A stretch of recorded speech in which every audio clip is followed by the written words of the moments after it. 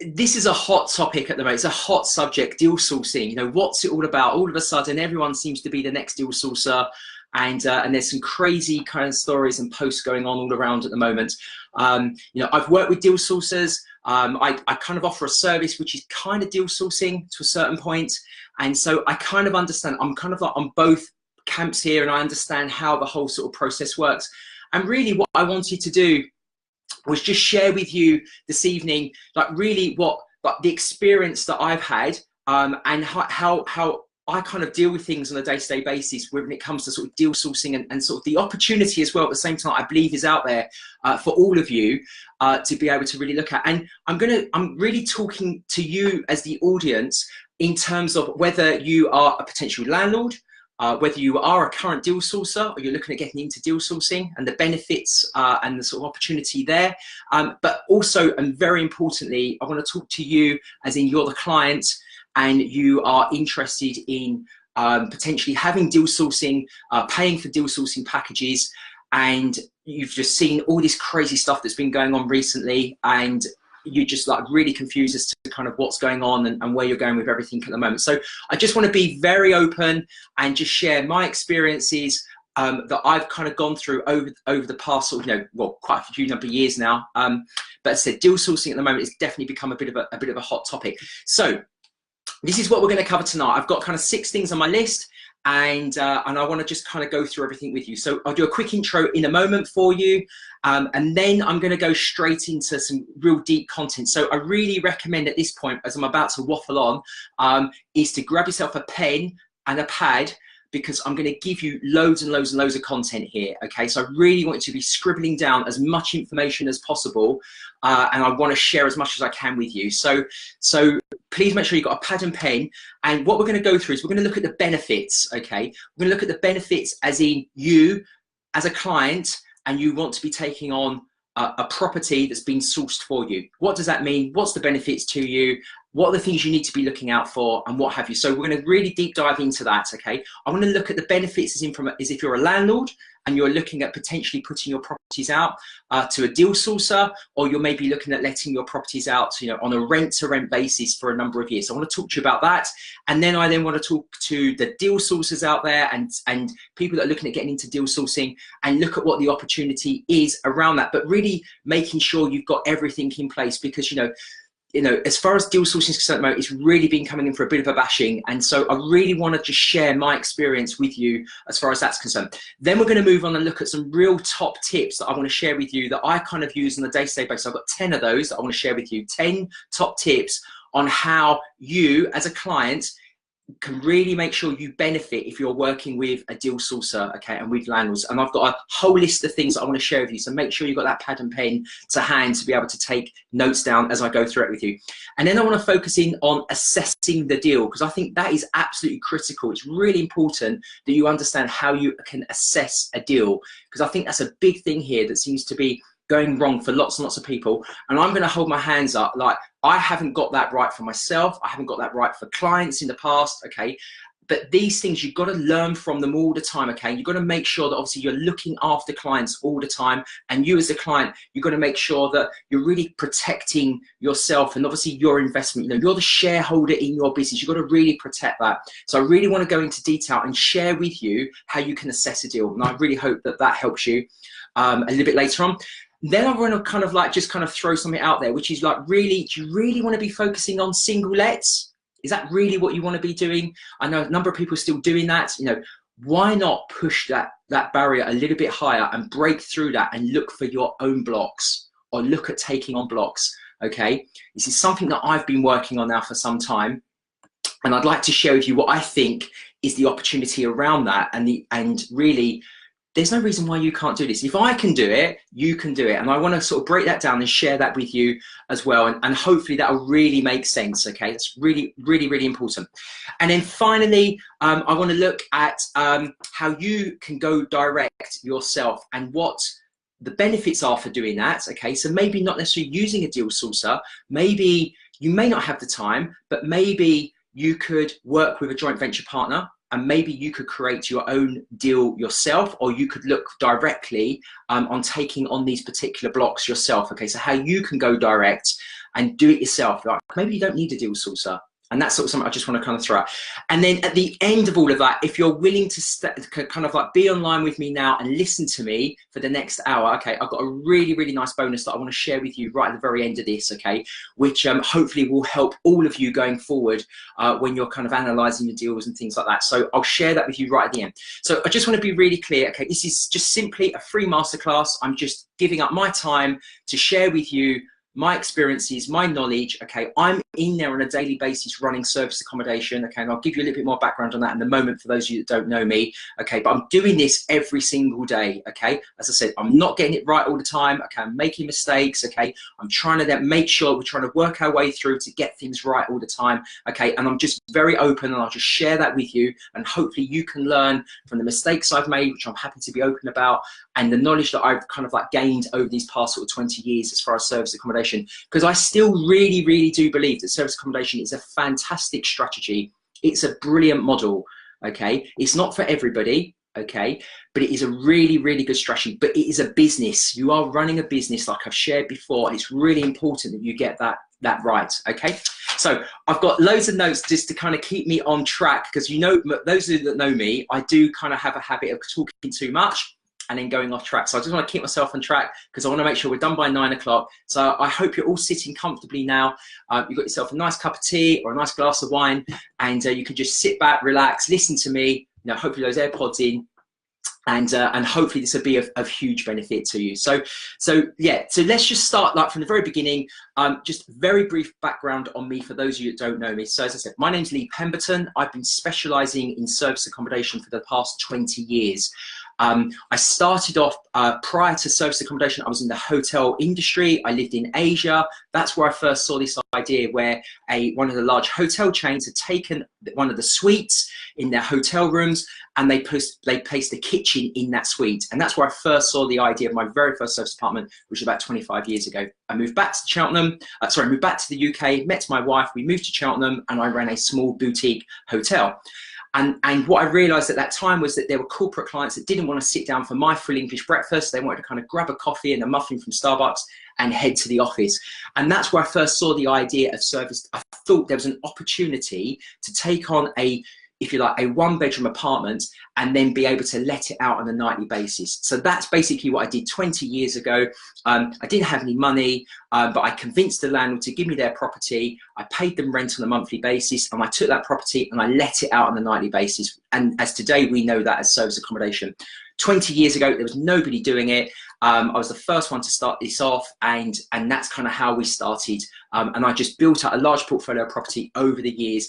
And without going into too much detail on all of those past 20 years, I've had some major challenges along the way. I had to close my business down in 2008 because of the banking crisis. And the reason why that was because I was purely focused on the banking sector. In Canary Wharf, in the city, I had 50 apartments. And when 2008 hit with the banking crisis and all those large banks like the Bear Stearns and the Lehman Brothers all went bust, they were all my clients at the time staying in my property.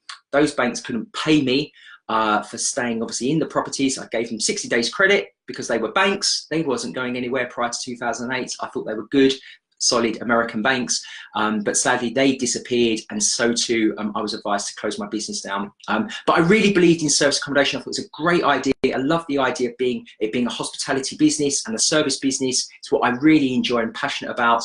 And I thought, do you know what, we just got to keep going. I can't like let that sort of situation, it was a blip, you know, the carpet was pulled from underneath me. It was a horrible, horrible situation, like having to close your business down. It was just the worst experience that I've ever been through. But I really believed in it, and I just kind of started again, and I built my business back up again. So from really sort of 2008, 2009 onwards, I started to build the business up, and I worked it very much along the lines of a management type business. So I still had my rent to rent properties. So I still running as the business as an operator, and I was guaranteeing the rent to the landlords. I had some really good landlords that supported me throughout that time, which I'm very grateful for. And I continued to build my business up. I created a really nice lifestyle for myself. And apart from that little blip that I had, I've been able to have a really nice lifestyle over the past 20 years with running a service accommodation business. That's why I got into this business in the first place, because I wanted to, Amanda and I were going to have children, and I wanted to really focus on being around. I wanted to be the touchline dad. I wanted to run up and down the touchline and, you know, get told off by everybody, sort of thing. That's what I wanted to do, go to the school plays, be involved with the homework. That's what I wanted to do, and I'm really proud that I've been able to do that. And then the past couple of years, I've really focused the business on managing other people's properties for them. And there's been some real challenges with that. So I've been trying to work my way through as to how to do that the best way. And I've made loads of mistakes. And we've had some great successes at the same time. And it's just kind of working your way through to try and work out the best way how to do it. And on the back of managing people's properties, what I realize is that it's really hard to try and get that consistency in each of the products, each of the apartments, when you're managing other people's properties. So I thought the best way to do it is, why don't I work with portfolio landlords and work with developers? And I'll share the benefits, like why we work with them, in a moment with you, and the benefit that I think there is there for you from a negotiation point of view. But I thought by working with these portfolio landlords and developers, we've got a great opportunity to be able to kind of like create this kind of like one, so a really nice consistent product, quality of products across all the apartments. So that's very much what we've been doing. And on the back of that, I created this product, which is called Portfolio Builder, which is where I work with operators, investor operators, and they buy these in effect, these kind of products off of us, which is called Portfolio Builder. And the whole idea is, on the back of that, we would then manage the properties on behalf of our operator investors. Now, there's been some major challenges with that, because obviously you're trying to work out the best way how to do it, okay? And I'll come on to speak about this in more detail, okay? But I just think the main thing is that you've really got to try and work with people, okay? Things go wrong. Absolutely, things go wrong, but it's about how you conduct yourself and how you then try and work with people to try and work your way through that. That to me is what I think is really, really important. Okay, so I'm very happy to hold my hands and say, I've made mistakes, things have gone wrong, okay? But it's then how you then work with that person to really try and get things right, and to kind of come up with a solution that works for both parties, okay? You know, and if that means paying money back, that's what you got to do, okay? If it means that you've got to hold your hands and say, I've got it wrong, that's what you got to do. But it's really important to have those true values and make sure that you really try to work with people along those lines. So that's very much where we are right now. So I manage people's properties for them. We look after people's properties through our Portfolio Builder product that we have, and we work with landlords and developers along those lines, on a rent-to-rent type basis. And then to the side of that, I like to be able to, I have a very small group of people that I kind of offer a kind of an accelerated mentoring program to. I'm a great believer in working on a 90-day basis, so keep really focused and work kind of like that 12-week year plan. So obviously we started now in April, so April to June, we're really focused on the business, and I really try to help people develop their business within a 12 weeks kind of like span, if you like. So that's what I do within my business, and I kind of work with people along those lines. And then finally, as a lot of you know, my main strategy at the moment is hotels, taking existing hotels and repurposing the space and creating what I call smart hotels. So using latest technology with existing tired hotels where hoteliers have had enough of cooking the bacon and eggs, kind of what I was doing years and years ago. And we are bringing those hotels into like the next generation of hotels. So I work with investors and joint venture partners, very much along those lines. So that's me, that's what I do. That's how I'm here now talking to you. And hopefully, as I said, I'm doing this every single day. This is all I do, okay? And to be honest with you, if I wasn't talking to you now, I'd be talking to Amanda, my wife, and she's sick or tired of me talking about service accommodation. So I much rather just talk to you for the next hour. So that's what I'm all about. And at the end, I'll do a Q&A session. So if you have any questions, if you could just hold on to the end, and I'll be happy to kind of go through that. There's questions already coming through from people, so yeah, I'll come back to those if I can at the end with what time we got, but I really want to make sure we're finished at 9 o'clock. Okay, cool. So let's move on quickly. So let's talk about the benefits, okay, because I think it's really important to understand what are the benefits, okay, in terms of, and let's break this down. What's the benefits to the landlord? What's the benefits to a deal sourcer?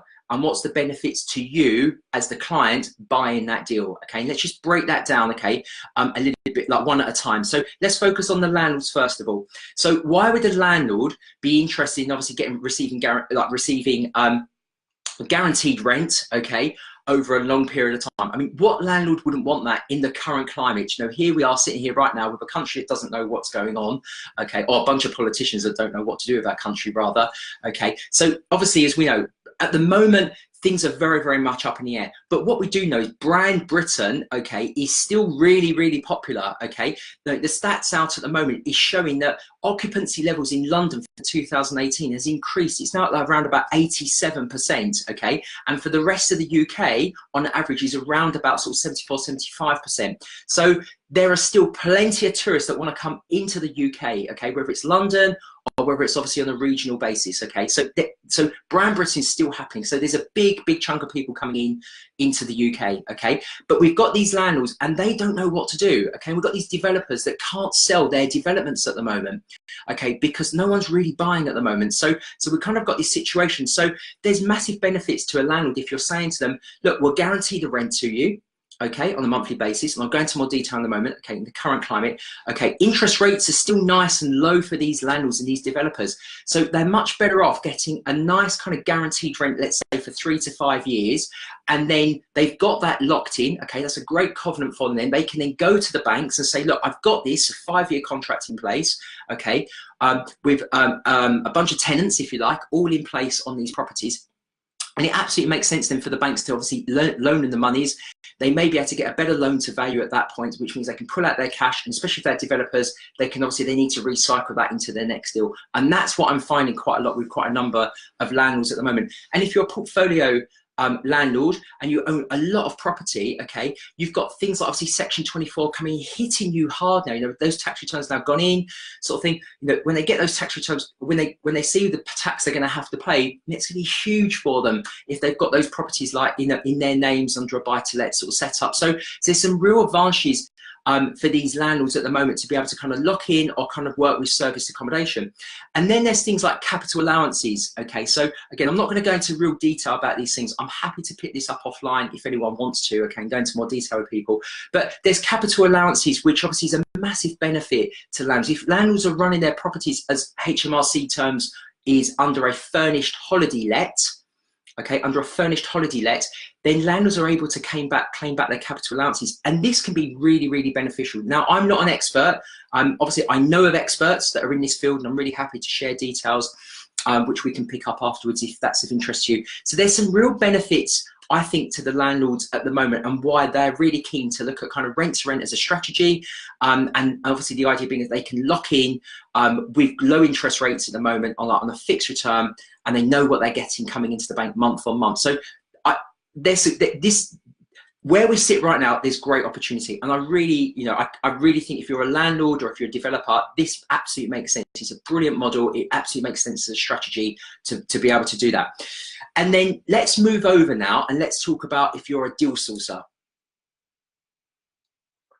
God, that was a pause there for all those deal sourcers out there. So, okay, now look, guys, you know this already, but I think it's important that clients and landlords also understand where deal sourcers are coming from. So, you know, why would you be a deal sourcer? Well, quite simply, it's low risk. You know, you're not taking on any of the risk, okay? There's huge returns. There's great returns for you if you're sourcing property, potentially, okay? So that's obviously really, really good. So, you know, it's kind of, if you haven't got much cash to be able to invest in these deals yourself, because really you want to be doing it yourself, okay, rather than just selling deals on. But if you haven't got a lot of cash, then, but you have the time, then it absolutely makes sense to be able to look at the opportunity of being able to package up deals and selling them on to clients and investors, okay? So it does make sense to do that. So it is, you know, if you kind of got the time there, but you haven't got the cash, it's a great way. Deal sourcing is a really good way to kind of package deals up and work with people. So definitely recommend that. But like the couple of key things that I really would say is that you've really, really got to do your due diligence, okay? So as a deal sourcer, you have a huge responsibility here. You must do your due diligence, okay? You know, again, I've kind of tripped up on this in the past. So you've got to do the due diligence on the client you're going to work with. You've got to really make sure that that client understands what they're actually buying from you, okay? They really need to understand what the risks are attached, okay? Like, these clients are going to be guaranteeing rents for quite a period of time, okay? You as a deal sourcer, you're going to get your fee and you're out and you're on to the next deal, okay? All right, so you've got to really be responsible and make sure that those clients, okay, really understand the risk, okay? If money is not coming in from that property, okay, they're going to still have to pay the rent. All right, so it's really important that you do your due diligence, okay, along those lines, that you make sure you do offer you are offering a credit report service, okay, on behalf of the landlord and the clients, okay. It's so important that you do that, okay. As far as the landlord's concerned, you've got to make sure that that landlord is on board and they really understand what you're offering to them, okay. So now, I've shared the benefits. You've got to really make sure they understand all of that. And when I talk to landlords and developers, I'm very much doing that all the time. So it's really important that you, as a deal sourcer, that you are explaining to them exactly the process and exactly how this works, okay. That is so important to do that, okay. It's your responsibility as a deal sourcer to make sure that you're pulling this deal together properly. So you've got to do your due diligence, okay. There's a whole range of questions which I'm going to come on and talk about in a moment, okay, as you as the client, or you as the deal sourcer, okay. So I'll share those with you in a moment in the next question, okay. So they're the main things, I think, as far as a deal source is concerned. I'd love to know what other people's thoughts are. Maybe if you've got any comments at this stage around what you think could be benefits to a landlord, I'd love you to share that with the group now. That'd be fantastic. And likewise, if you're a deal sourcer or you're looking at getting into this, some benefits that you think that you should be really focusing in on to be able to offer that out to landlords and to clients as well. So if you've got anything you'd love to share, I'd love you to be able to do that with us now. We can kind of work our way back through that. Okay, now let's focus in on the client, okay? So you as a client, okay, what are the benefits? The big benefits to you as a client is really, I think the big thing is really time, okay, and sort of education. If you don't understand really what service accommodation is, but you've heard it's a really good thing. You may have been on a course and you kind of go, yeah, this is fantastic, but oh my goodness, I don't know where to go. Or you may have phoned a few agents and you're not too sure where to do. Now, look, let's just be clear. There's some brilliant trainers out there in the whole property world, okay, that can teach very specific things about the things I'm about to share now, okay. So there are people out there, there's experts out there that can help you with these things, okay. But you may decide actually you just want to fast track all of that and you want to be just doing this yourself. Okay, and you want really to find that a good deal sourcer that has the time, because you don't have the time. You could be in full-time employment, but you want to look at kind of bringing in a new level of income, or you want to look at a new investment opportunity, okay, and so therefore you're using their time to go out there and find you that deal. Okay, that makes sense. Okay, very, very straightforward. However, it's really important that you also do your due diligence, okay, like you're responsible, okay, and like I said earlier on, you're responsible for your money, okay? So if you're a shareholder of your money or you're working with a joint venture partner, it's your responsibility to check out that deal sourcer, okay? To ask around, find out about them, find out the experiences from other people, okay? It's really important you do that. Now look, as I said, things go wrong, okay? Things go wrong in my world every single day, okay? And I'm not disputing that at all. It's how you handle these things, okay, I think is the really important thing, okay? And that as a client, that's what you're looking for. You want to make sure, that person is being transparent with everything that they're saying, and that you're trying to build up that trust with them the best you can, okay? And the only way you can do that, that takes time to happen, okay? So things go wrong, okay? But you've got to work with people along those lines. So I think it's really important that as the benefit to you as the client, you want a done for you service. You don't want to have the hassle. You don't have to worry about it, okay? And you want access to good deals, okay? So I'll share what a good deal is in a minute with you, okay? But you want access to really good deals. I think that's really important that you get that. And you may, as a benefit, you may as a service accommodation operator or as an investor, that you want to spread your risk. So that, like, using a deal sourcer could be a really good way to do that. Like, they could have experience within a particular location and you're in a different location, but you want to find out more about that. So that could be a really good way to work with a deal sourcer that understands that marketplace a lot better. And so spreading your risk in terms of not necessarily having all your properties in one location, that could work really well for you. You know, I spent the first, obviously, 10 years, if you like, of having this portfolio of 150 apartments from kind of Manchester to Bristol to Cardiff to Birmingham and then into Cheltenham and then into London. So I had like quite a broad business space as far as that was concerned. You know, I'm going to be honest, it's bloody hard work. It's really hard work trying to run that type of setup. Now, I'm not suggesting you're going to build anything to that sort of scale, but my point is that you really want to try and focus in on what your strategy is, okay? So this is your opportunity to create a serviced accommodation business, and I think there's huge opportunity at the moment right now to be able to do that, okay? So I think it's important that you understand exactly what you're trying to do. So if you want to become sort of like just within one location, so for me, I was based in Cheltenham from 2008 up to kind of like 16. That was kind of where I was, you know, and I built up a really nice portfolio of property, which I owned, I managed, and I had on a rent-to-rent basis. So for me, that was my main focus. I focused in on Cheltenham as a location, and I wanted to become like the expert within that area. So that may be of benefit to you. That may be something that you're looking at trying to do, okay? Or you may want to sort of spread that risk and have it and be in sort of different locations. You know, again, I don't believe we're going to get that banking crisis that happened in 2008, but I really focused on Canary Wharf because it was a new location. There was loads of banks there, and I just thought, like, I didn't even think that it could all collapse and go wrong. Like, I mean, who did? Like, no, I don't think there's anyone that knew that at that time. But you know, these things happen, and so I think it's important to understand like what your strategy is. But I think there's great opportunity, and then the other benefit to you is obviously it can create good cash flow. And what I think is really important is, as well as the cash flow, you're trying to build up an asset at the same time. So because your operational business, and I recommend to kind of like ring fence this and keep this as a separate business, you know, this is an asset that you're growing and you want to build up, okay, over time. So this is a long-term plan here, okay? Don't think of it as a quick fix, okay? You know, and you know, it frustrates me when people come out going, oh, we can make £1,000 a month, we can do this, we can do that, because in reality, it's not like that in my experience, okay? I know some people say they make loads and loads of money and stuff like that, and that's brilliant and good luck to them, but that's not Lee's world, I have to say. It's not been like that for me for the past 20 years, you know, and I've tried every angle with this business. You know, you can make good money in this business. Like I said, I've had a good lifestyle from this business, but it takes time and you've got to really plan it out. So I think there's great benefit to you in building this up over time. Okay, cool. So I hope that gives you some really good understanding to the benefits in terms of a landlord, in terms of a deal sourcer, and then again, if you're a client. And yeah, so I hope that's cool, and I hope that that's all good for you. I now want to move on to some top tips, okay, of what I think you should be negotiating with your deal sourcer, okay? Or if you're a current deal sourcer, what you should be negotiating on behalf of your clients with your landlord.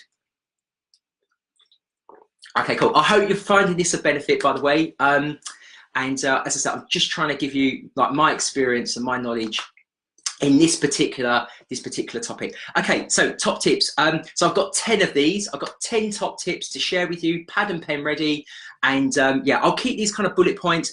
I'll try not to get into too much detail because yeah, I'm very conscious that I can waffle on a little bit. So sorry about that. Okay, so top tips of how you should negotiate with a deal sourcer, okay? And everything is open for negotiation. Nothing has to be fixed in place. If a deal sourcer says, this is what it is, this is what the price is, like, negotiate that, okay? Don't just take it, that's the word and that's what it is. Okay, so the first thing that I would say to you, okay, and this sounds pretty obvious, okay? And I know there's certain people on this listening in tonight sort of thing. I'm not gonna mention names like that, but I know that have got into, have basically been burnt by this, okay? So the biggest thing I can say to you is do not pay any money up front, okay, until you have got those keys in your hand, okay? Take responsibility, okay? Do not pay any money up front until you've got those keys to that property in your hand, okay? All right, you're going to get deal sources that are going to say, oh, you've got to pay up front and you've got to do this, you've got to do that, you've got to do that. So no, I'm not doing that. This is how I want to operate. If you want to work with me, if you want me to be your client, this is how it has to be. And if that doesn't work for you, then like we need to move on, okay? That's not going to happen, okay? Sometimes deal sourcers may say that you need to put down a small deposit. You know, that's up to you. Maybe you might want to put down like a small amount of money. maybe let's say £250, something like that, on a particular deal, and just to kind of secure the unit. But there's no reason to be able to pay all the money up front before you've actually got the product in your hand, as in the keys. Okay, so I think that's the first thing I know it sounds obvious, but oh my goodness, I'm hearing and seeing like various posts, and I know we're all doing that, of people that are kind of like paying out ridiculous amounts of money. So just don't do it. You don't, be responsible, okay? This is your business, your money, ring fence it tight, hold on to it tight, okay? And really secure that, and make sure that you've got everything in place, okay? So the other thing I was going to say is, obviously, view the property. Again, I see so many people that go, yeah, I'll do that, I'll have that sort of thing, and they don't even go and view it. Okay, like you need to go and view the property, see what properties that you're taking on, walk around the area, get to understand what the area is all about, okay? Again, do your due diligence, okay? I really, really encourage you to do that. Make sure you meet the landlord, okay? Don't just take the deal sourcer's word, okay, that the landlord's all cool with everything, okay? All right, please don't do that, okay? Because it's really important that you get to meet the landlord, okay? So arrange to meet the landlord at the property, okay? That can happen, all right? It's in their interest, it's in the landlord's interest to make sure that that they've seen, they've met you and you've met them, okay? That's really important. You're going to become their tenant, okay? You're signing a contract with them for potentially up to 5 years, okay? So really make sure that you've seen the landlord, they've seen you, you're going into a contract together, okay? The deal source is just getting a fee on the back of that. So make sure you go and view the property, at the same time meet the landlord, okay? The other thing I want to share is make sure you've seen the contract way in advance, okay, of handing any money over. Okay, and go through that and get someone else to just check that through, whether that's like, someone that's got legal experience or what have you, but just take your time and go through the contract and check all the points, okay, and question anything. Don't assume anything, okay? As we all know, that's where the banking crisis all came about, because people just assumed and they didn't want to ask any questions, okay? Don't assume anything, ask questions. Okay, it doesn't matter, and just play that along the lines of, it's the first time I'm doing this, I just want to make sure I'm doing everything right. What about this? What about that? Just ask questions, okay? It's building up that trust is what I really recommend that you do, okay? Make sure that the landlord's got permission. So this is the question you need to be asking the landlord, okay, here, whether you're the sourcer or whether you're the client, okay? Make sure there's permission in that head lease. Make sure it doesn't say no short-term lets allowed, okay? Because you will get that in lots of head leases where there's blocks of apartments, okay? So check the head lease and make sure that you are able to do short lets in that property, okay? Really, really important that you do that. Make sure the landlord, find out what type of mortgage they've got. So, is it on the buy-to-let? Has he informed the mortgage company that that's what you're going to be doing? If it's on a commercial loan, then that's okay. But find that out, that information, okay? Make sure they've got the correct insurances in place. Make sure that they've got their buildings insurance in place. So make sure those things you've got in place and in line. So, and really, I think this is a really important one as well. Find out what the landlord wants to do in the future. Okay, like what's their future plans? Okay, do they want to sell the building in the future? Because there could be an opportunity here. There could be an opportunity to basically take it on an option, and maybe you want to buy that in the future. Okay, which you could kind of like building as part of the negotiation potentially. Okay. Or you just want to find out, is an opportunity to renew that lease, okay? If you take it on for 5 years, can you renew that, okay? And I'll share a little bit more about that in the moment, where I think there's benefit with that to you, okay? And talk to the landlord about the rental payment, okay? Ask them, make sure that they're clear. Because again, I've seen this before where sourcers kind of like, they agree a price with the landlord and then they come to you with a different price and they've added a bit on top, sort of thing. So, as well as charging a sourcing fee, they're now adding a fee on top, and it's like, that is just not fair, okay? So you've got to make sure that you're buying in that property at the best possible price you can, okay? And I'll talk about that, the real negotiation in a second, okay, with what I really recommend you should be doing with the landlord.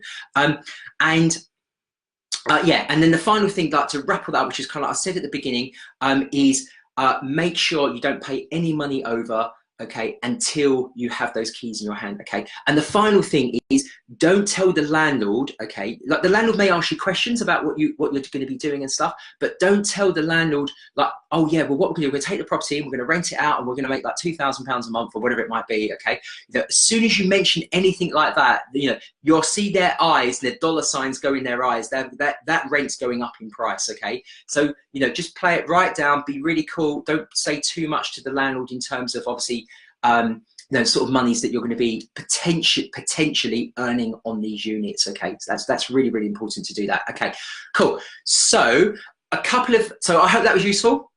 There's 10 points there that you can take away and you can think about, and when you're talking to that deal sourcer, you're dealing with a landlord direct, hopefully there's some things there that may have sort of triggered in your mind. It may be stuff you already know, but it may be something hopefully you pick up and go, oh thanks, so yeah, I didn't really think, I forgot about that, actually. Yeah, it's really important that I do that. Okay, so a couple of key negotiation points that I want to share with you, whether you're a sourcer or whether you want to be telling this to your deal sourcer to be telling to the landlord. Okay, so you don't want to be paying a deposit, okay. You really want to try, if you can, to get deposit protection insurance in place, okay. It's much cheaper. You can spread that out over the term of the lease, okay, and it's not going to like affect your cash flow, okay, because this is all about protecting your cash as much as you possibly can. So try not to put down the deposit, okay. Really try and make sure that your deal sourcer, or like when you're going to the landlord, that you're not having to put a deposit down, okay. You want to make sure that you're negotiating at least 10% below the market rental value. So understand what the rentals are within the area. Don't just assume, again, that what the deal source is telling you is correct. But they should be giving you all this information. They should be giving you information on the area. There's some great simple little websites out there that can produce all this information for you, okay, very easily, okay. But do your own research, okay, do your own bit of due diligence, okay. Again, take responsibility for this, okay. It's really, really important, because I just want you to get this right, okay, because as I said, there's great opportunity here with taking on properties on a rent-to-rent type basis and using deal sources, okay. But really try and negotiate and make sure you get that at least kind of 10% below market value, because you know, worst case scenario, if it doesn't work out, you can let it out as a kind of a short-term let, like maybe 2 to 3 months with the bills included, okay, and you could sell that just slightly above kind of rental value, and it means that you've covered your costs, okay. Like that's really key. So it's really important to try and get that rental like kind of 10%, at least 10% below market value. Try and get the landlord to pay for the furniture, because again, that's another cost. Now I know that you can buy furniture and then you can kind of then finance that furniture on a lease purchase basis, and that's absolutely fine. You know, work with many people that do that, and that's cool, and you can spread that payment out over like the 3 to 5 years, so that's good. But try, if you can, try and get the landlord to pay for the furniture. You know, coming back to what we're saying about benefits, you know, when they can claim back their capital allowances and things like that, if they're made aware of things like that, and I wouldn't go suggesting all that right at the very beginning. Bring that in as part of the negotiation, okay? When you're asking for like 10% below market value, they're going to say, well, why do we want to do that? Okay, well, we're going to do that for the simple reason is that you know, you're not going to have any voids within the period. We're taking it for 5 years solidly. There's no void period. So really what we want to be doing is paying for like 10 months instead of 12 months, or 11 months instead of 12 months. Okay, that's the kind of deal you want to be structuring with those landlords, okay? Okay, all right. Now, you may have to kind of like jig that around slightly without going into too much detail, but they may need that figure to look slightly higher for when they obviously go in with their rental valuation to get refinanced, okay? But you can kind of work that. Maybe you have an agreement that you kind of pay for 10 months, but it's kind of set at 12 months, that type of setup, okay? And obviously there's no fees. You're not paying any fees, like the landlord's not having to pay any fees to any letting agents to be able to obviously take on this property. You know, it's fixed and secure. So there's a lot of cost savings to a landlord by having you. There's many benefits that you can bring into this negotiation, okay, that we've kind of gone through already, that I recommend that you do. So whether you're a client, okay, if you're a client working with a sourcer, then make sure they're aware of these points and they are doing that on your behalf, okay? And if you're a sourcer, you should know this stuff, okay? This is basic stuff, and you should be really making sure that you're kind of putting that pitch across, you know, because you are sitting between obviously client and landlord, okay? And in theory, you should just be receiving money from the client, and therefore that's your responsibility. Like that's, if you're getting the money from that client, you should absolutely be acting on their behalf and negotiating the best deal you possibly can for them, okay? And as far as your landlord's concerned, which is kind kind of like your clients on that side, he or she's provided you with the stock, okay, to be able to kind of like fast pass over to the clients. Okay, good stuff. So that's the top tips. I hope that was a good, and I hope that was good benefit, and you've taken a lot of information from that as well. I now want to move on and focus in on how you assess a deal. Okay, so again, I'm conscious of time here. I want to try and keep this like within the hour, and then we'll do a bit of Q&A. So I'm going to just kind of go through. Again, I've got 10 points here to be able to share with you right now on things that I think you should be doing to make sure that you're assessing the best deal that you possibly can. Okay, so again, this is for clients, this is for sourcers, okay, and this potentially, you know, could be for landlords as well, you know, if they're trying to look at doing this, you know, you're looking at doing this yourself as well. Okay, so first thing I absolutely recommend to do, okay, is create yourself a cash flow forecast. Okay, create a spreadsheet, okay, that basically sets out exactly what cash you're going to be bringing in. So it's okay looking at the profit, but the killer in this business, okay, is the cash coming in. So it's really important that you know what cash you've got coming in. So one of the first things I really do recommend is make sure you've really got, if you can put aside, say, 3 months worth of rental, okay, into the bank. So you know you've got yourself like 3 months worth of rent, bit of breathing space to really get this business up and going, okay, because it will take time in whatever location you are, okay. You know, I don't believe there's anywhere it's going to like just kind of absolutely fly out the door from day one, okay. It will take time to build this up. So I really recommend that you have a bit of money in the bank, okay, that you know you've got a bit of cushion, because you may have to eat into that for the first couple of months while this property builds itself up on booking.com and Airbnb and the brand starts to get out there, okay? So by creating a cash flow forecast, okay, so we have a cash flow forecast that is set out for 5 years, and it basically reports on the cash. So you need to be able to show in there a number of things. One of the things you need to show in there is you need to make sure you've got all your fees in there. So if you're paying out a deposit insurance, you've got that fee in there. You've got your deal sourcing fee in there. Okay, make sure you've got your furniture costs in there, any other insurances you've got, any other property setup costs, okay? Make sure you've got that all listed in there under your setup, okay? Really important. You know, I know it sounds basic stuff, but I see so many people that I kind of work with on this mentoring basis that don't do this. So it's really important that you just set these basic principles out, okay? And then as far as then, you then need to predict a forecast of your rates on a monthly basis and your occupancy. Okay, so you need to go all the way across them, okay, and create columns for each month, like month 1, 2, 3, 4, all the way up to 12, and you need to be making sure that you're adding in there what the occupancy is for that particular month, and then what the average nightly rate is going to be for that particular month. Okay, so again, it comes back to doing your due diligence. Okay, check on booking.com. Okay, on booking.com, you're going to make sure you've got your listing on there where you can look at obviously your competitors. So you have a competitor set, okay? I recommend to have 5 of those. Could be hotels, it could be existing service apartments, okay? But get a good cross-section of where you see your marketplace sitting, okay? And make sure that you absolutely understand those prices and look at that for each of the months, okay, for the next 12 months. That's really important that you do that, so you understand. You know, so if it's seasonal, if you're in a town that is obviously seasonal, like today, for example, I was looking down. I was down in Pemberton today, and then we worked our way back across the south coast, looking at Bournemouth, across to Brighton. So we've been looking at hotels in these different kind of seaside locations. You know, it's dead in all those locations. It's dead. We know the summertime. It's beautiful. It's such a buzzing environment, okay? But we know this time of year it's dead. So we know occupancy for this time of year in seasonal locations is going to be like 20, 30%. You're going to play it right the way down is what I recommend. But summertime, you're going to be 90%. Okay, for like sort of July, August, you know that. London, as an example, as I said, average occupancy is 87% for the whole year, but it's very similar. You know, London, you could quite easily be 100% occupied throughout July and August, okay? And that's going to be building up from kind of April, like from Easter onwards. You're going to start to see occupancy going kind of like in London specifically. You're going to start to see that going from kind of like 60%, 70%, and then building up. And then obviously it's then going to start to work its way back down again, kind of as we get into September, October, November. And we know the real trough is in January and February time. Okay, so then you need to play your occupancy right the way down. So you need to track the occupancy and you need to track your nightly rates for each of those months. Okay, so it's really important that you track that. You've tracked all your costs. Okay, And with your cost, like really overinflate your costs, okay? I'd much prefer you to be overinflating your costs, okay, at this stage, and being conservative with your occupancy, your nightly rates, okay? What a better position to be in, that when you come back and track this cash flow forecast each month and you smashed your targets every month, okay? That is a really, really nice feeling. There's nothing worse than having that gut-wrenching feeling of going, oh my goodness, I haven't hit occupancy, I haven't hit my nightly rate, my costs have increased, sort of thing.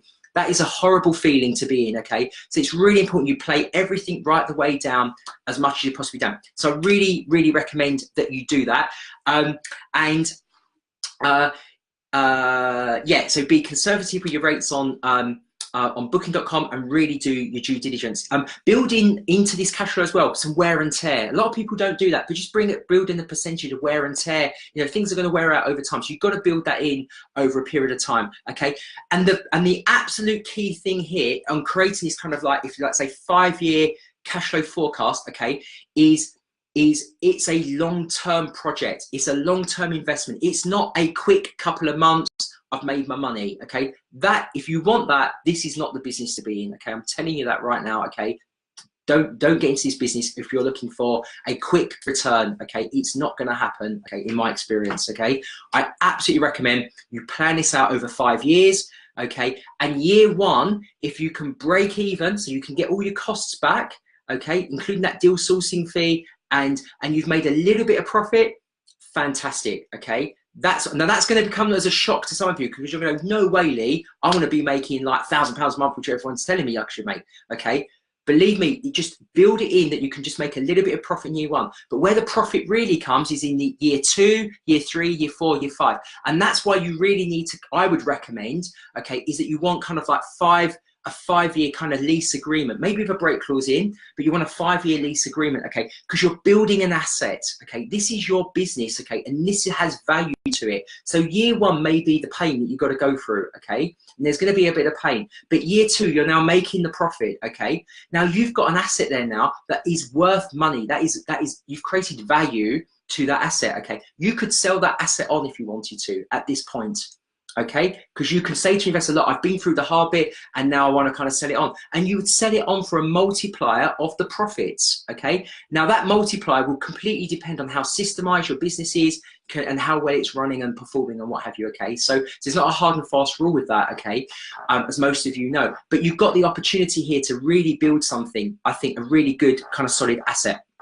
So it's not about year 1, it's about year 2, 3, 4, and 5, okay? That's where you can bring in a nice profit, okay? You've got a nice systemized business and you can really get this working for you, okay? So that's as far as assessing the deal, okay? And then I just want to touch on 2 more points, okay? We've got 10 more minutes left, okay? And then I'm going to open it up for some Q&A with everybody. And that's as follows, okay? So I want you now just, you know, we're kind of like 50 minutes into this. I want you now to kind of just step outside of your comfort zone, okay? This is going to be difficult for some of you, but I would like you to step outside your comfort zone for a minute, okay? Whoa, okay? You can do this, okay? And just think about this. Like, I want you to just think about this question, like, why are you taking on single lets? Like, why are you doing that? That is such hard work, okay? Why not think slightly bigger? There's a brilliant opportunity, as I've just shared with you right at the beginning, of benefits to a portfolio landlord and a developer of taking on blocks, okay? Take on a block, okay? You may think I'm crazy for saying that, but you know, that's what I've been doing. That's what I know other people are doing. The timing now is perfect to do that. And I really encourage you to look at that, okay? Now you may go, Lee, like, there's no way I could do that. But believe me, if you can get the right team of people around you, okay? There's some brilliant people in this whole property world, okay? You've got to just find the good ones, okay? But that's like anything.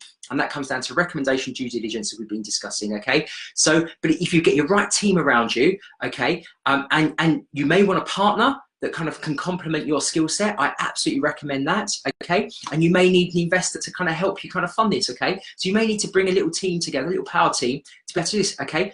And depending on the location you want to go in, just walk the streets. You always say it in every location, there's been pubs being converted, okay? There's high streets where there's properties that are being converted above shops, okay? Or shops that are being turned into apartments, okay? There's apartments being built everywhere. Okay, every city, every town, okay? You can quite easily see if you've got a pub conversion and you walk past or you see a development on the street and a new build block of apartments being built, they will have information on the side of that building of who the contractor is, the planning application information. You can go onto the planning portal, you can find out who the owner is, okay? You can make direct contact with them and you can say, hi, I'm Lee. You know, I know you don't know me, but I've seen your development. It looks absolutely fantastic. You know, I'd be really keen. I wonder whether you'd be interested in kind of receiving a guaranteed rental income on that building. And I'd love to talk to you about that. Oh, no, we're looking at selling. No, totally appreciate that. But maybe your investors that you're selling these units to may be interested in receiving a guaranteed rent if it's not you. It will open up the doors, okay? You've got to take a deep breath and you can do this, okay? But there's some great opportunity out there at the moment, I think, to focus in on blocks and look for blocks, okay? Just small blocks, okay? But the economies of scale are so much better. You can reduce your costs, like things like your cleaning, obviously your linen charge, things like that. Everything can be reduced slightly, okay? Your broadband, you only need one router in the building rather than having like individual routers, you know? And I've done this, so I know, okay? I've had, you know, 40 apartments in Cheltenham, all scattered all over the town, okay? It's crazy trying to run a hotel like that all over the place, okay? So try and think about your strategy, try and think about what you're trying to do. If you're focusing in on specific areas, then I really encourage you to really think about looking at blocks, okay? And try, you know, there may even be an opportunity to work with the landlord direct. Maybe they own it, maybe they like the idea they can claim back their capital allowances, and actually there could be opportunity there for you guys to kind of work together. So it's just something I want you to think about. I think there's great opportunity there, and I'd just like you to think about that. And then the final thing that I want to share with you, okay, so really like kind of point number 6, is this. It's really kind of just following on from what I've just said, which is why not go direct?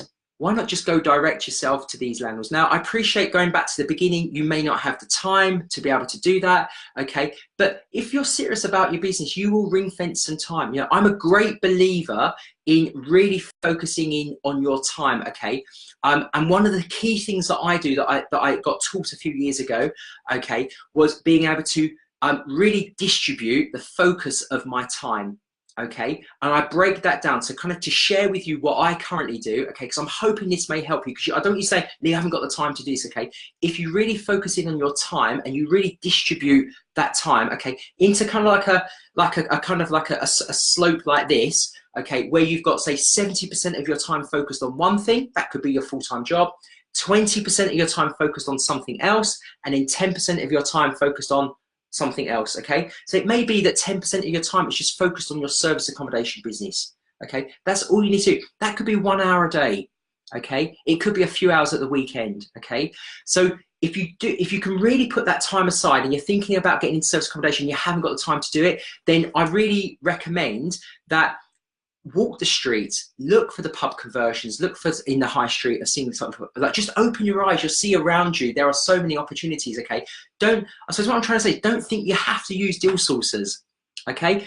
As I said to you right at the very beginning, there's benefits to using a deal sourcer. I'm not disputing that whatsoever, but have a go yourself, give it a go, okay? Like just, it could be worth trying that, okay? If you feel that's really stepping out of your comfort zone at the moment, you know, find someone that you can work with that may have a bit more experience in that particular area, that you could maybe go in and you could kind of joint venture together, okay? So the point I'm trying to make is there's different ways of how you can work this. You don't always have to be kind of just thinking, I've got to work with a deal source and I've got to do it this way, okay? Because that's not always the case. But at the same time, if you are working with deal sourcers, you know, really question everything that they are kind of saying and they're doing, and so on and so forth, okay? So to summarize all of that, and if you've got questions, if you want to start putting some questions on, that'd be fantastic. I'm happy to work my way through. There's a few questions on here already, which I'll come back and I'll answer in a second for you, okay? So to really kind of like just kind of put that into a summary for you, okay? This is kind of really what I want to share with you, if I may. So if we just go back a stage, okay, and start from the very beginning, okay, I want you to really think about what the benefits are. Benefits to you as the clients, benefits to you as a deal sourcer, and the benefits to the landlord, okay? And if you kind of hopefully made some notes on what I've sort of shared with you, if you really think about that, understand. So like with any negotiation, okay, it's really important that you understand what the benefits are to the person you're kind of trying to negotiate with, okay? So like, just take a step back and just really think about that, okay? So if you are looking at getting into rent to rent and you want to use a deal sourcer, you know there's going to be a landlord involved. So just think about what the benefits are to the sourcer, to the landlord, and obviously really important that like to you as the client, okay? Likewise, if you are the deal sourcer, really think about the benefits to the landlord, your client, and obviously you, okay? You know, and you know, remember, your client's paying you that money, okay? It's your responsibility to do the due diligence and really make this work, okay? And things do go wrong, okay? But it's really important that you own up. If something goes wrong, just own up about it, okay? You know, just be honest about the situation is what I really, really recommend that you do, okay? We then went on and spoke about top tips. That was point number 2. And really what I was sharing with you there was like, just negotiate, okay? Question everything, negotiate everything. Negotiate with the landlord, negotiate with the sourcer. Likewise, if you're the sourcer, negotiate with obviously with the landlord, and so on and so forth, okay? Just negotiate with the people that are involved, okay? Question everything, really understand everything, okay? Again, I just want to stress that this is your business, whatever part of that business it is for you, okay? If you're the landlord, the sourcer, or the client, this is your business. It's your responsibility to really, really make sure that you're kind of like negotiating that as best you can. So hopefully there's some good tips there, and that worked for you. And then we talked about assessing the deal. I talked to you about creating this 5-year cash flow forecast, okay? And really what the benefits are around doing that, okay? And I really, really encourage you to do that, okay? And then we went on and we spoke about deals as in single lets v blocks, and really what the benefits are around that. So when I say single lets, I'm talking about like 1-2 bedroom apartments within a block of apartments, okay, where you just got a lot more hassle in this day and age, I believe, than kind of like taking properties on within a block type setup, okay, where obviously you haven't got, what you don't really want is that you're running your property, Airbnb, booking.com, and either side you've got residents, okay, that it's just going to go wrong. You're going to get reported, you know, it's not worth the hassle, okay, in my opinion. I would really try and focus more on blocks and trying to work along those lines, okay? And then go direct. So why not set yourself a challenge? 90-day strategy starts now. We're in April to June, okay? Set yourself a target. By June, you want to kind of find yourself a small little block, okay? How about that? How about that as a challenge, okay? And share with me, you know, how you get on with it. I'd love to know. And obviously, if I can offer any advice, I'd be really, really happy to. So all the things that I've spoke about tonight, I really hope that it's giving you huge benefit, okay? That's what I'm about, okay? As I said, I'm really happy to work with people, and if you have any questions, okay, I'm happy to answer them now, or if you want to have a one-on-one call with me, I offer a 15-minute call, okay? All you need to do is if you just email me, and I'll be really happy to pick up the phone and have a chat with you for 15 minutes, okay, and talk through whatever it is that you want to talk through for that time, okay? All right, I'm not going to sell you anything, okay? You know what I do, okay? If you want to work with me, you know where I'm at. If you don't want to work with me, no problem at all. Totally respect that. But I do offer a 15-minute call, okay? Whether I've worked with you in the past or not, you know, I'd love to kind of like re-engage if that was the case, or work with new people, and have that call if that's what you want to do. So you just need to email me. My email address is lee@leepemberton.com. So I'll just put it on here, lee@leepemberton.com. All you need to do, just email me, okay? And then I will send you a link to my diary, and you can just book a call at a time and a day that suits you, okay? So I'm really happy to offer you 15 minutes of my time, and we can talk about something specific, okay? And I'm really happy just to help within this community. As I said, I've been doing this for so long on my own. It's really nice now to be able to work with people, even if there are challenges along the way, you know, and successes. I just want to be able to work with people, and we just work through and try and get this, you know, try and really create what I believe is, you know, an absolute brilliant business. Okay, and then the final thing that I want to share with you, because we're literally on the hour now, is the bonus that I'm going to give you, okay? So I can't thank you enough for staying online and listening to me for the past hour, okay?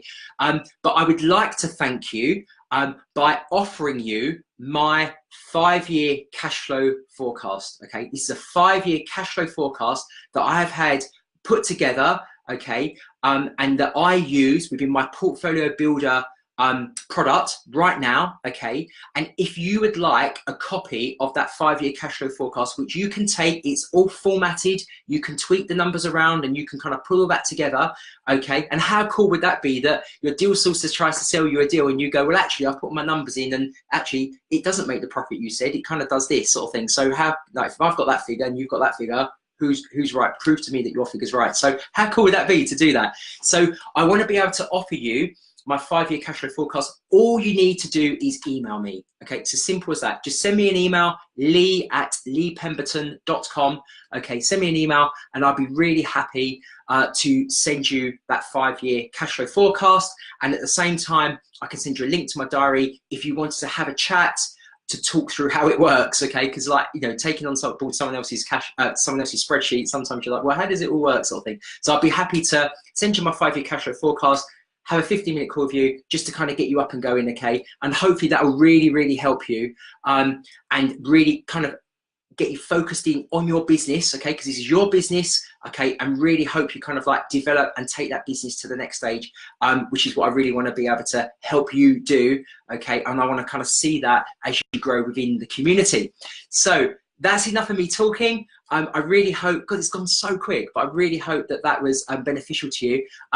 Please, any other questions you've got, just fire them onto the comments box right now. Just add them onto comments, okay? I'll just scroll back to the beginning and I'll just pick up if there's any relevant questions that I can ask. Don't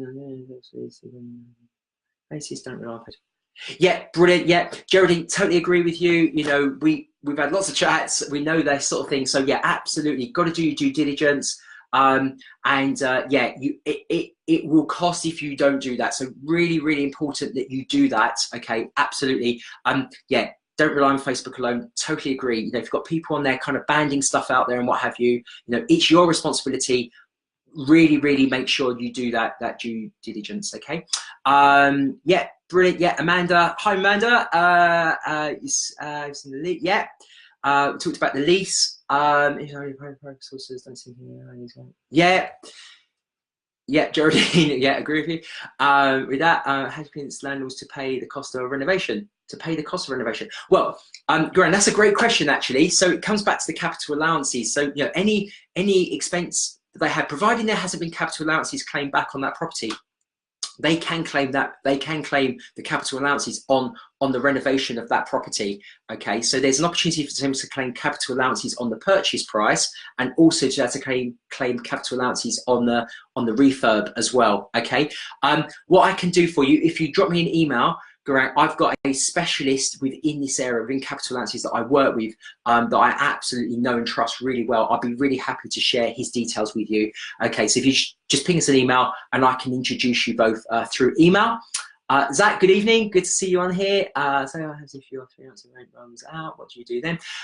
Yeah, so look, I think like anything, if your money runs out, it's about renegotiating, isn't it? It's just focusing in on the deal. You know, it's being transparent, okay, being very open. I think it's really important about focusing in, like coming back to this kind of cash flow forecast. I think it's important to really get your numbers in on there, because obviously, like any business, you need to forecast your cash flow, you need to forecast your profit, but the cash flow to me is the key bit, okay? So really, you know, if you haven't already got that 5-year cash flow forecast, I recommend, I'll send it over to you, Solar. You know, get the numbers in. You need to really analyze, you know, where we are and what's going on. So I hope that helps. Yeah, correct. Guaranteed rent management contract. I'm talking very much about guaranteed rent. Here, yeah, you can manage properties. You can do it in the management contract. So I mean, that to be honest is, yeah, that's kind of another chat. In fact, if you come onto my page, my Lee Pemberton page, okay, there is a masterclass on there that I did a couple of weeks ago that is all focused on management. Okay, so if you like my Lee Pemberton page. Okay, so I've got 2 pages. I've got Lee Pemberton, which is obviously the one that I'm talking to you from now, and then I have another Lee Pemberton one, which has got me as a black and white photo. If you like that page, there is a video on there, which again, about an hour's length of time, it all talks about management and contracts and things like that. So hopefully that can help you. Yeah, thank you, Karina. Thank you for that. How designers to pay for decoration. Hopefully I've explained that already. Yeah, do you know, yeah, we don't want to talk about the B words you said, but Karina, I think it's a completely different setup. You know, the banking crisis is completely separate, I'd like to say, and hopefully this stands still in a year's time from now when it's kind of all sorted itself out.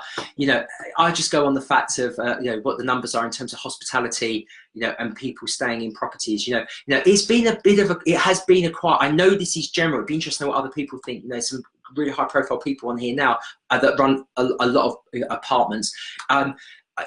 It has been, January, February has been quite quiet. Okay, we've definitely seen an increase in March. It's definitely gone up. January, February was definitely quiet. You'd expect that anyway, but yeah, it has. And again, looking at when I went to view these hotels today, that's exactly what the hoteliers were saying, that, you know, that well-established businesses that have been there like 20 years, they're saying that it has been a quiet couple of months so far, but it's sort of slowly picking up again. Cool. Yeah. Hi Joe. Yeah, good to see you on here. I remember, yeah, definitely last year. So do you know what? That's probably a little bit more detailed question. Please email me. Let's grab a call together, and then I can talk to you in a bit more detail about that, if that's okay. Model, yeah, correct. They need to be. You need to be managing their property on their behalf for them to be able to claim back the capital allowances. But I'm not an expert. That's only sort of like from my experience and what have you. Excellent sharing portfolio. Yeah, brilliant. How do you put it nice to pay? Yeah, we've done that.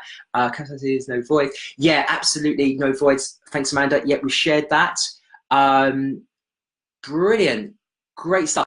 David, thank you very much indeed. Oh, David, thanks for coming up. So just a quick, so as I said, I'm not teaching courses or anything like that. I do my mentoring. If that's of interest, then touch base with me. But what I would say is I know David and Amanda really well. I spoke at their previous No BS event that they did a couple of months ago now at Heathrow. I know they've got another event coming up in May, and I know it's around the May the 18th, I think it is, David. Maybe you could just put that on there. The reason why I know that is because that's my birthday, May the 18th. So so I think it's on that particular weekend. So yeah, I recommend that if you're looking for more information and more detail, they've got a fantastic 3-day event. As I said, I spoke at their last event, so that might be of interest to some of you. Yeah, that's cool. Brilliant, guys. I've taken up more than your time. If there's no other questions on here now, I can't thank you enough for joining me for the past hour. I really hope that was of benefit to you. That was all my intention was to just kind of give you as much kind of knowledge and content, and just kind of say, look, this is what I'm doing day in, day out. And it's kind of just stuff that I'm learning and I've been through and experienced and what have you. So I really hope that you get some benefit from that. I wish you all the best. Please do connect with us, okay? You know, whether it's, as I said, just a quick chat, or whether it's just the cash flow forecast that you would like as the bonus, that's absolutely fine. You know, and if you want to pick up and engage any more beyond that, like from the mentoring side, portfolio builder side, or even talk about hotels, which are a completely separate subject, I'm really happy to do all of that with you. Just email me or connect with me through Facebook. And yeah, cool. So yeah, I hope you've enjoyed this free masterclass this evening. Thank you so much, everybody. I wish you a very pleasant evening. Yeah, I look forward to connecting with you or seeing you around the community in the future. Many thanks indeed. Take care. Good luck. Thank you. Bye-bye.